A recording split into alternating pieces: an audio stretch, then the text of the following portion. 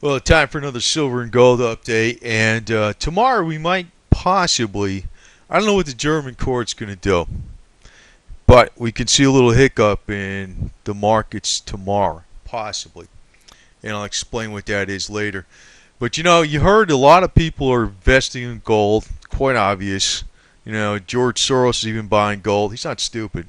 He's not stupid. He's buying GLD, which maybe is stupid, but hey, it's probably the whole electronic system is not going to fall apart that fast. It's not going to fall apart completely. The electronic system, everything in paper. I heard Lindsey Williams say that. I think there's going to be a lot of truth to some areas of that, which probably is going to be government debt, government-backed bonds. You're probably better off buying bonds in companies if you're going to be messing with bonds and certain equities. And also the ETFs, I don't trust them. There's been a lot of rumors and stuff about ETFs. There's really actually quite a bit of a cost involved in holding an ETF too. I don't trust ETFs either, and I'm going to be out of my brokerage accounts. I don't know, maybe this year. Depends. If we see record highs on all the metals and it just goes up that fast, I'll get out of them.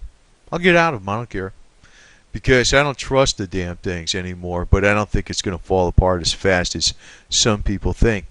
And I just want to remember this, I've been around with this game as far as, well, oh, let me put it this way, I've been around since a while with, the Red Scare, the 60s and Red Dawn and all that stuff, They're all going to parachute down and kill us and, the only thing is, I got to say, even this silver gold stuff. I mean, it's true. There is going to be a financial collapse of the West. It's planned. As a matter of fact, whatever even happened in the Eastern Bloc nations and Russia, it was planned. I've been a student of Major Anatoly Golitsyn for a while. You listen to Christopher Story too from England, UK, and it's plain as day. This whole damn thing is planned. But unfortunately, you really can't predict too much because even the power elites in their own little power centers can cut each other's throats. There's cooperation and there's other areas you really don't know. They don't know either.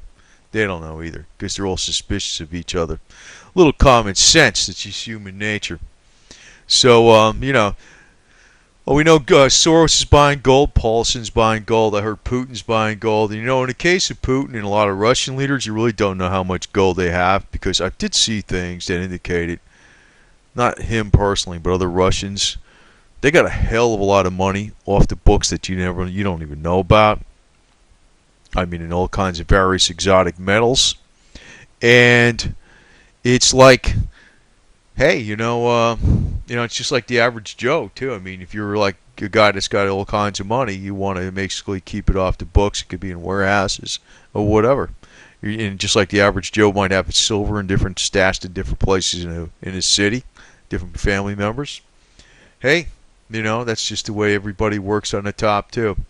They're not stupid. They're smarter than the average Joe. I'm sure they're into gold. They're into gold and other real assets. The big problem is the vast majority of Americans aren't waking up, and I know this for a fact. They're not. They think the government's going to fix it. Somebody will fix it. Nobody's going to let it get that bad. That's what they think. They're wrong. I know they are.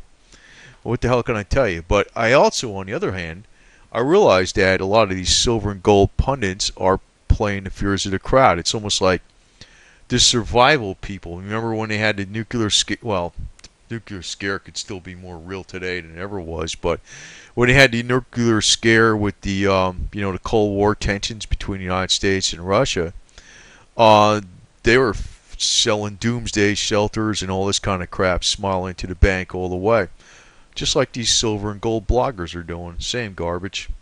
And I don't want people panicking because usually when the silver and gold bloggers screen the most, that's probably when you should sell a little bit.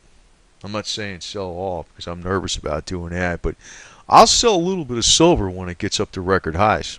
I'm going to. I'm not going to sell all of it because I'm an idiot. I am overly bullish on these metals too. And, it's even though I could be thinking it's going to pull back. I consider silver and gold safety. Traders think of it as risk assets. I consider it safety too, but I will sell some when I see record highs. Now, I want to point out something else here. It's very interesting because we might see this bringing up gold quite a bit. Just like last year in August of 2011, the S&P rated the what do you call it? The U.S. government debt. They downgraded it. Well, that caused gold to soar. And quite interesting, it got up to what 1921 on September 6th, 2011. I think that's approximately a date and amount. But everybody's screaming it's definitely going over 2,000, and we had a pullback, right?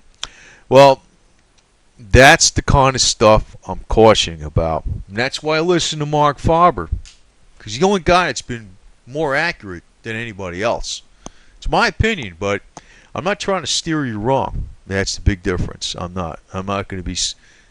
And I want to point this out. Very, very, very important. It's like fear and panic are your biggest enemies. It's with everything. Everything. So, it works with investing too. Now, Moody's is talking about stripping the USA of its AAA rating. If that happens, gold is going to hit an all-time high. No doubt. But would it hit 5,000 right away? No. And also tomorrow, this is what I was talking about before. Tomorrow, Wednesday, September 12th, 2012, the German Constitutional Court could kill funding of the Euro bailout fund. They could. They do that, I expect. That could be the big dip in the market right there. I don't know. But, I'm not playing any leverage until I see some kind of hard pullback. We've been having a really good run-up.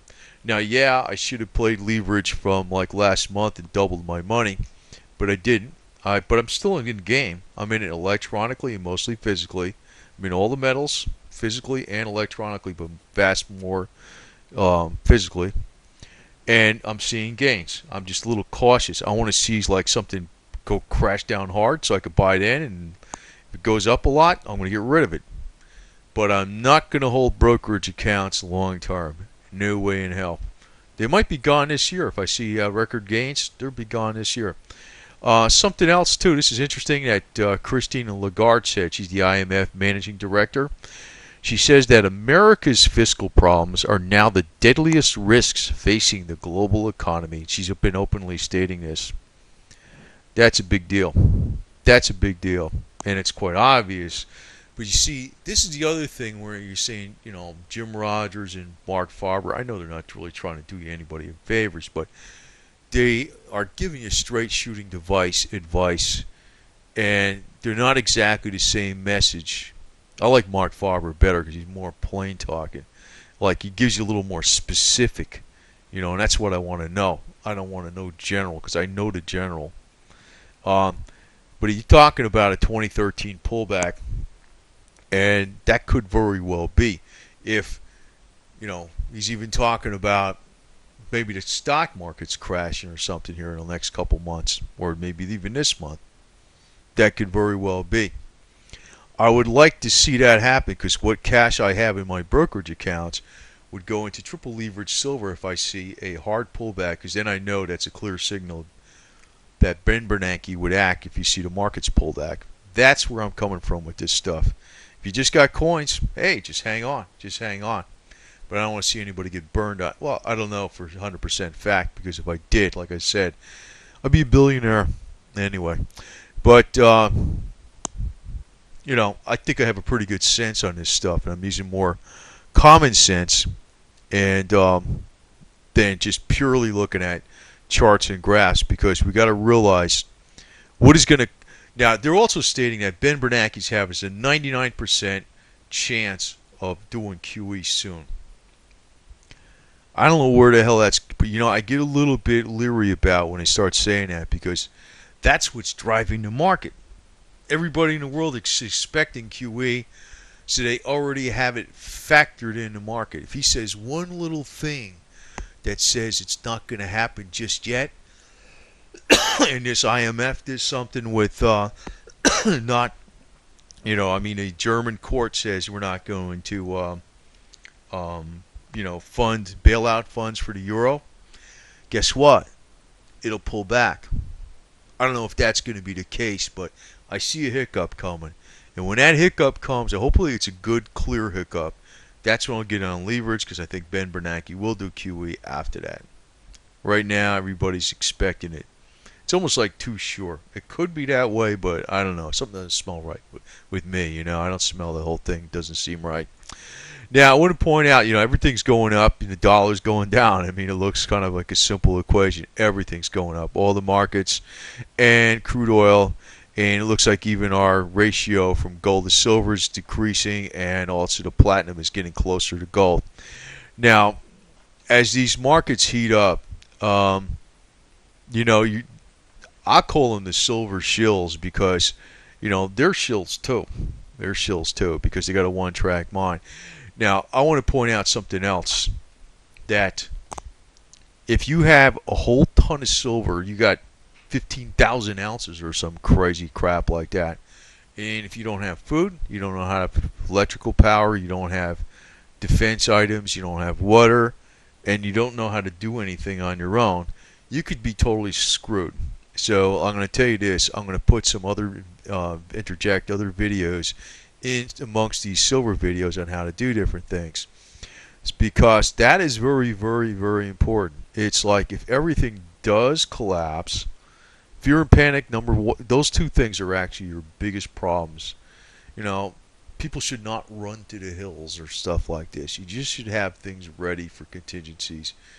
Actually, you should always have things ready for contingencies. And the reason I say that is because it could be anything. It could be an earthquake, a tornado, weather, whatever. It could be any damn thing in the world. But eventually, this way this whole stupid thing is going to play out, it's probably going to play out like World War III. I know, everybody's thinking this crap. They don't want to think it because it's too bad. But if you look at what happened in the 30s, we're really like at the beginning of a depression here, If we have this global turn down in 2013 like Mark Farber's expecting, I expect the metals to pull back again, And what's going to happen, and really what's going to drive them up, is probably if there's a global slowdown, usually what happens is, I don't know, it seems like nations go to war. Mark Farber's saying that too.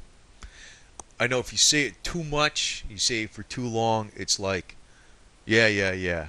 But it's probably legit. And it is probably legit. And, probably will start in the Middle East and all this garbage, just like the Bible says and all this stuff. But even if I didn't read the Bible, I could pretty much figure that's what's going to happen.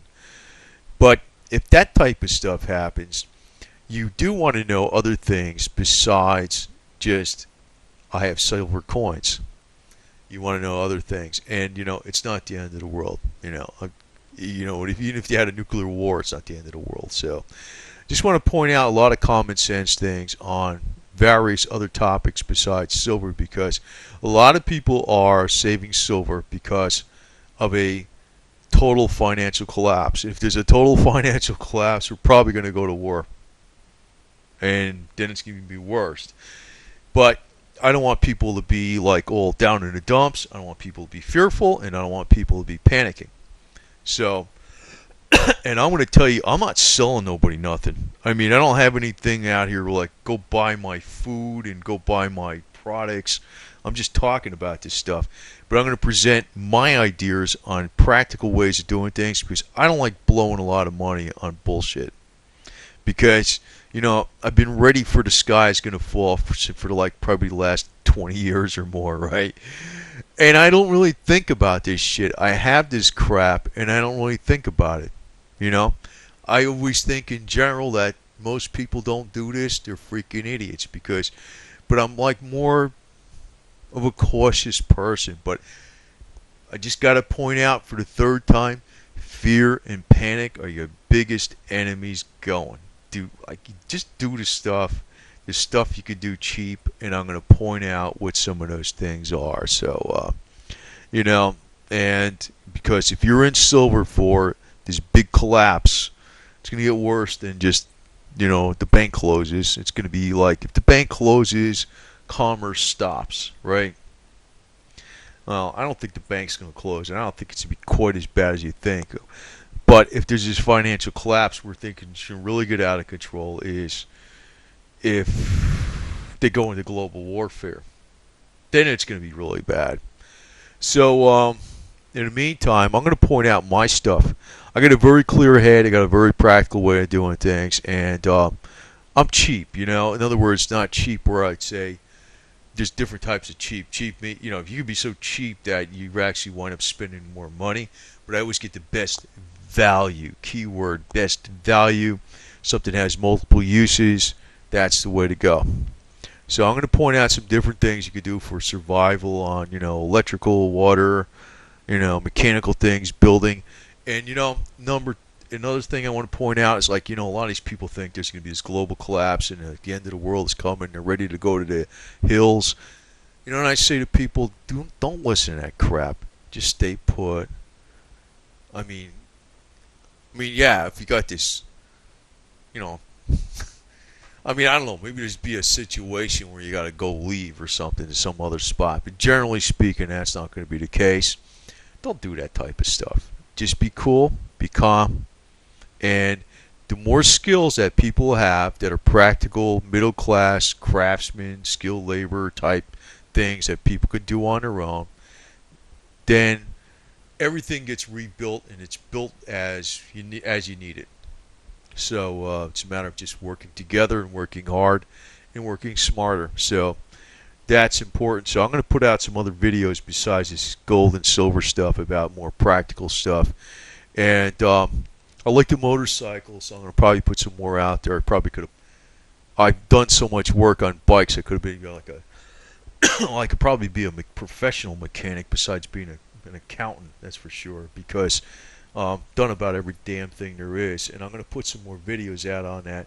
But a lot of times, being a person that knows hands-on stuff, that helps me a lot in the financial world because these geeks don't have any common sense at all. They're pinheads, and I think I have a great deal of common sense, and I can think clearly. So I'm hoping I'm giving you some serious straight scoop on this, but I'm not going to just put simply civil videos out here. But just to make sum up, we're probably going to have this big pullback in 2013 after hitting record highs on all the metals. And I think 2015 is going to be about where the metals hit the roof, And we might have a little hiccup tomorrow on Wednesday. I don't know what the hell is going to happen with this German Constitutional Court, but it could be a hiccup. So, and nothing happened today so far. It's September 11th. 2012, 11 years after September 11th, 2001. It's on a Tuesday, the day of Mars. I know I put that stuff out there before, but I don't put it out there as to panic anybody or create fear and panic, because those are, like I said, this is the fourth time I'm saying it. But those are your two worst enemies. Fear and panic are your two worst enemies. But I do like being aware, and I don't know, September 11th, 2012, Tuesday, I don't know, kind of made some sense to me. But hey, I'm not hunkered out looking over the news. Maybe something already did happen because I'm not really checking the news that much anyway, but I'll find out eventually if it did. But you should kind of keep aware of these weird Illuminati conspiracy rumors, but file them in the back of your head and don't hit the panic button, don't hit the fear button. Just be chill.